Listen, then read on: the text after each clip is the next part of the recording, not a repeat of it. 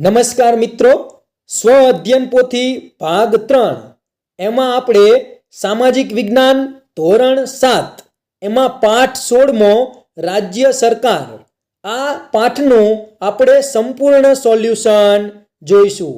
તો મિત્રો, તમે જો મારી ચેનલ ઉપર પહેલીવાર આવ્યા હોય તો મારી ચેનલ સબસ્ક્રાઇબ કરી બાજુમાં આવેલું બેલ આઇકન પ્રેસ કરી લેજો, જેથી આવનારા બીજા નવા વિડીયો ઝડપથી તમારા સુધી પહોંચી શકે। તો ચાલો મિત્રો, આજે આપણે સામાજિક વિજ્ઞાન ધોરણ 7માં પાઠ 16 રાજ્ય સરકાર એનું આપણે સંપૂર્ણ સોલ્યુશન જોઈએ। પાઠ 16મો રાજ્ય સરકાર એમાં આપણે જોઈએ તો પહેલો પ્રશ્ન છે કે સાચો વિકલ્પ પસંદ કરી અને આપણે જવાબ લખવાનો છે। તો પહેલો પ્રશ્ન, રાજ્યનો કારોબાર કોણ ચલાવે છે? તો એમાં જવાબ આવશે ડી, રાજ્ય સરકાર। પ્રશ્ન 2, કાયદા ઘડવાનું કાર્ય સરકારનું કયું અંગ કરે છે?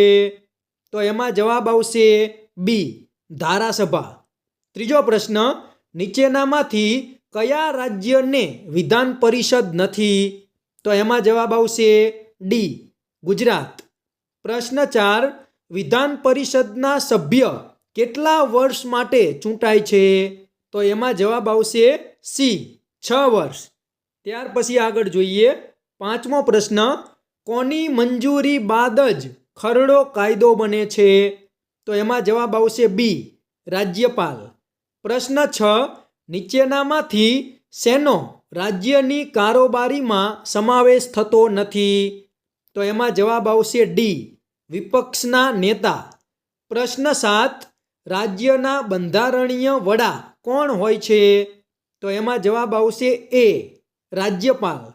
પ્રશ્ન 8, નીચેનામાંથી કયા વિષયનો સમાવેશ રાજ્ય યાદીમાં થતો નથી? તો એમાં જવાબ આવશે ડી, રેલવે। ત્યારબાદ 9મો પ્રશ્ન, વડી અદાલતના મુખ્ય ન્યાયાધીશની નિમણૂક કોણ કરે છે? તો એમાં જવાબ આવશે બી, રાષ્ટ્રપતિ। પ્રશ્ન 10, નીચેનામાંથી કઈ યોજના આરોગ્ય સાથે સંકળાયેલ છે? તો એનો જવાબ આવશે ડી, આયુષ્યમાન યોજના। ત્યારબાદ આગળ જોઈએ પ્રશ્ન 2, વિધાન ખરું છે કે ખોટું? તો એમાં પહેલા વિધાનમાં આવશે ખોટું, બીજા વિધાનમાં આવશે સાચું, ત્રીજા વિધાનમાં આવશે સાચું, ચોથામાં આવશે સાચું અને પાંચમામાં આવશે ખોટું। ત્યારબાદ આગળ જોઈએ ત્રીજો પ્રશ્ન, ખાલી જગ્યા પૂરો। તો પહેલી ખાલી જગ્યામાં જવાબ આવશે 182, બીજી ખાલી જગ્યામાં જવાબ આવશે વિધાન પરિષદ, ત્રીજી ખાલી જગ્યામાં જવાબ આવશે વિઠ્ઠલભાઈ પટેલ ભવન, ચોથી ખાલી જગ્યામાં જવાબ આવશે 5 અને પાંચમી ખાલી જગ્યામાં જવાબ આવશે 108। ત્યારબાદ આગળ પ્રશ્ન 4, 1-2 વાક્યમાં પ્રશ્નના જવાબ લખો। એમાં પહેલો પ્રશ્ન, સ્થાનિક સરકાર કોને કહે છે? તો એનો જવાબ છે સ્થાનિક કક્ષાએ લોકો મત આપીને પોતાના પ્રતિનિધિઓ ચૂંટે છે અને તેમના દ્વારા જ વહીવટ થાય તેને સ્થાનિક સરકાર કહે છે। બીજો પ્રશ્ન, રાજ્ય સરકારના અંગો જણાવો। તો એનો જવાબ આવશે રાજ્ય સરકારના 3 અંગો છે। પહેલું ધારાસભા, બીજું કારોબારી અને ત્રીજું ન્યાયતંત્ર। ત્યારબાદ આગળ જોઈએ ત્રીજો પ્રશ્ન, મુખ્યમંત્રીની નિમણૂક કોણ કરે છે? તો એમાં જવાબ આવશે મુખ્યમંત્રીની નિમણૂક રાજ્યપાલ કરે છે। ચોથો પ્રશ્ન, વિધાનસભામાં કોના માધ્યમથી પ્રશ્ન પૂછાય છે? તો એનો જવાબ આવશે વિધાનસભામાં અધ્યક્ષ એટલે કે સ્પીકરના માધ્યમથી પ્રશ્નો પૂછાય છે। ત્યારબાદ આગળ જોઈએ 5મો પ્રશ્ન, રાજ્યમાં રાષ્ટ્રપતિ શાસન હોય ત્યારે રાજ્યનો વહીવટ કોણ સંભાળે છે? તો એમાં જવાબ આવશે રાજ્યમાં રાષ્ટ્રપતિ શાસન હોય ત્યારે રાજ્યનો વહીવટ રાજ્યપાલ સંભાળે છે। છઠ્ઠો પ્રશ્ન, ધારાસભ્યને અંગ્રેજીમાં કયા નામે ઓળખાય છે? તો એનો જવાબ છે ધારાસભ્યને અંગ્રેજીમાં MLA એટલે કે મેમ્બર ઓફ લેજિસ્લેટિવ એસેમ્બલીના નામે ઓળખવામાં આવે છે. ત્યારબાદ 7મો પ્રશ્ન છે રાજ્યપાલની નિમણૂક કોણ કરે છે? તો એનો જવાબ આવશે રાજ્યપાલની નિમણૂક દેશના રાષ્ટ્રપ્રમુખ વડાપ્રધાનની સલાહ મુજબ કરે છે. ત્યારબાદ 8મો પ્રશ્ન સંઘ યાદીના કોઈ પણ 3 વિષયોના નામ જણાવો. તો એમાં જવાબ આવશે વસ્તી ગણતરી, રેલવે, તાર ટપાલ, અણુશક્તિ, નાણાં વગેરે. પ્રશ્ન 9 રાજ્ય સરકારની કોઈ પણ 3 આરોગ્ય વિષયક યોજનાઓના નામ જણાવો. તો એમાં જવાબ આવશે પહેલું મુખ્યમંત્રી અમૃતમ યોજના, બીજું મમતા સખી યોજના, ત્રીજું બાલ સખા યોજના. ત્યારબાદ પ્રશ્ન 5 કે 2-3 વાક્યોમાં જવાબ લખો. તો પહેલો પ્રશ્ન છે રાજ્ય સરકારના કાર્યો જણાવો. તો એનો જવાબ આવશે કે તે લોક કલ્યાણ સાધે છે. બીજું રાજ્યના લોકોની પાયાની જરૂરિયાતો વીજળી, પાકા રસ્તા, પીવાનું શુદ્ધ પાણી, સ્વાસ્થ્ય વગેરેને લગતા કાર્યો કરે છે. ત્રીજું તે સસ્તા અનાજની દુકાનો મારફત ખાદ્ય સામગ્રીનું વિતરણ કરે છે. ચોથું પૂર, અતિવૃષ્ટિ, દુષ્કાળ, ધરતીકંપ, વાવાઝોડું વગેરે કુદરતી આપત્તિઓ વખતે તે લોકોને તાત્કાલિક મદદ પૂરી પાડે છે. પાંચમું તે રાજ્યમાં લોકોને ન્યાયની વ્યવસ્થા, વાહન વ્યવહાર, શિક્ષણ સંસ્થાઓ, હોસ્પિટલો વગેરેની સુવિધાઓ પૂરી પાડે છે. છઠ્ઠું તે રાજ્યમાં કાયદો, શાંતિ અને વ્યવસ્થા જળવાઈ રહે તે માટે અગત્યની ભૂમિકા ભજવે છે. ત્યારબાદ આગળ જોઈએ બીજો પ્રશ્ન વિધાનસભાના સભ્ય બનવા માટેની લાયકાત જણાવો. તો એમાં જવાબ આવશે પહેલું તે ભારતનો નાગરિક હોવો જોઈએ. બીજું તેની ઉંમર 25 વર્ષ કે તેથી વધુ હોવી જોઈએ. ત્રીજું તે સરકારી સંસ્થામાં સવેતન હોદ્દો ધરાવતો હોવો જોઈએ નહીં. ચોથું તે વ્યક્તિ નાદાર, અસ્થિર મગજની કે સજા પામેલ ગુનેગાર હોવી જોઈએ નહીં. ત્યારબાદ ત્રીજો પ્રશ્ન છે ભારત દેશના કેન્દ્ર શાસિત પ્રદેશોના નામ લખો. તો એમાં જવાબ આવશે પહેલું ચંદીગઢ, બીજું લક્ષદ્વીપ, ત્રીજું દમણ અને દીવ, ચોથું દાદરા અને નગર હવેલી, પાંચમું આંદામાન અને નિકોબાર ટાપુ, છઠ્ઠું દિલ્હી અને સાતમું પોંડિચેરી.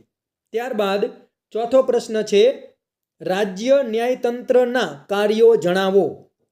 તો એનો જવાબ આવશે પહેલું નાગરિકના હકોનું રક્ષણ અને જતન કરવું, બીજું નાગરિકની અપીલોનો નિકાલ કરવો, ત્રીજું દીવાની કે ફોજદારી દાવાઓના ચુકાદા અને અપીલો સાંભળવી, ચોથું કાયદા અને વ્યવસ્થાનું રક્ષણ કરવું, પાંચમું વડી અદાલત, નજીરી અદાલત તરીકેની ફરજો બજાવે છે, છઠ્ઠું જાહેર હિતની અરજીઓનો નિકાલ કરે છે. ત્યારબાદ પાંચમો પ્રશ્ન છે મુખ્યમંત્રીના કાર્યો જણાવો.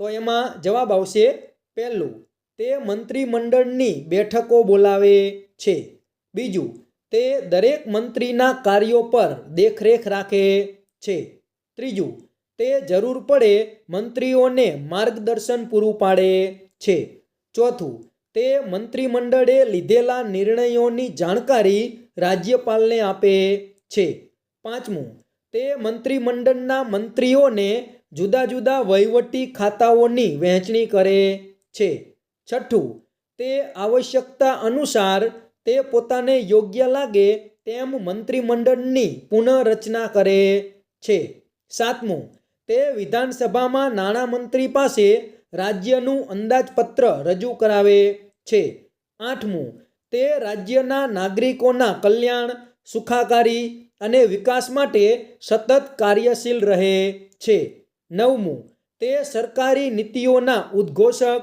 પથદર્શક અને સુકાની તરીકેની ફરજો બજાવે છે. ત્યારબાદ આગળ જોઈએ પ્રશ્ન 6 ટૂંક નોંધ લખો. એમાં પહેલી ટૂંક નોંધ છે જાહેર સ્વાસ્થ્ય સેવાઓ. તો એનો જવાબ આવશે રાજ્યના જાહેર આરોગ્ય કેન્દ્રો, પ્રાથમિક સારવાર કેન્દ્રો, ગ્રામીણ ક્ષેત્રોમાં આરોગ્ય પેટા કેન્દ્રો, મોટા શહેરોમાં આવેલી સિવિલ હોસ્પિટલો, બાળકો માટે જુદા જુદા પ્રકારના રસીકરણ કાર્યક્રમો, સ્વચ્છતા અભિયાન, પીવાના શુદ્ધ પાણીની પ્રાપ્તિ, પર્યાવરણ જતનના કાર્યક્રમો, કુટુંબ કલ્યાણના કાર્યક્રમો વગેરે દ્વારા જાહેર સ્વાસ્થ્ય સેવાઓ રાજ્યના નાગરિકોને પૂરી પાડવામાં આવે છે. ખાદ્ય પદાર્થોમાં થતી ભેળસેળ પર અંકુશ, નશીલી દવાઓ પર નિયંત્રણ, જીવલેણ રોગો સામે રક્ષણ અને તેના નિવારણના ઉપાયો વગેરેને લીધે રાજ્યના લોકોની સુખાકારી વધે છે. તાત્કાલિક સારવારની સેવાઓ માટે સમગ્ર રાજ્યમાં 108ની સુવિધા ઉપલબ્ધ છે. ત્યારબાદ આગળ જોઈએ બીજી ટૂંક નોંધ છે વિધાનસભાની રચના.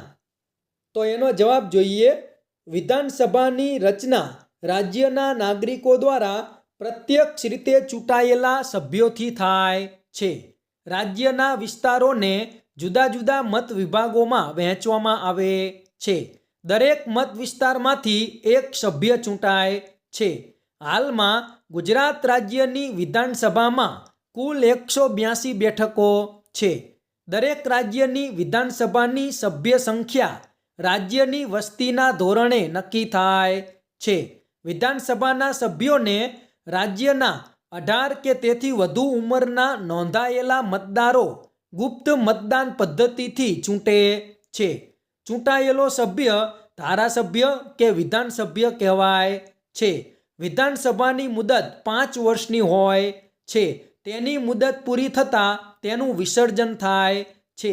કેટલીક અસામાન્ય પરિસ્થિતિમાં બંધારણીય જોગવાઈ અનુસાર સરકાર ચાલી શકે તેમ ન હોય ત્યારે રાજ્યપાલની કે સરકારની રચના થઈ શકે તેમ ન હોય ત્યારે રાજ્યપાલની ભલામણથી રાષ્ટ્રપ્રમુખ રાજ્યમાં રાષ્ટ્રપ્રમુખ શાસન લાદે છે.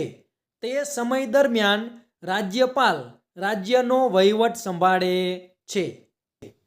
તો મિત્રો આ હતું પાઠ 16નું સંપૂર્ણ સોલ્યુશન. તો મિત્રો જો આ વિડીયો તમને પસંદ આવ્યો હોય તો વિડીયો લાઈક કરજો, તમારા બીજા મિત્રોને શેર કરજો અને તમે જો મારી ચેનલ ઉપર પહેલીવાર આવ્યા હોય તો મારી ચેનલ સબસ્ક્રાઈબ કરી બાજુમાં આવેલું બેલ આઇકન પ્રેસ કરી લેજો, જેથી આવનારા બીજા સ્વધ્યન પોથીના વિડીયો ઝડપથી તમારા સુધી પહોંચી શકે. તો ચેનલ સબસ્ક્રાઈબ કરવાનું ભૂલતા નહીં. Thank you.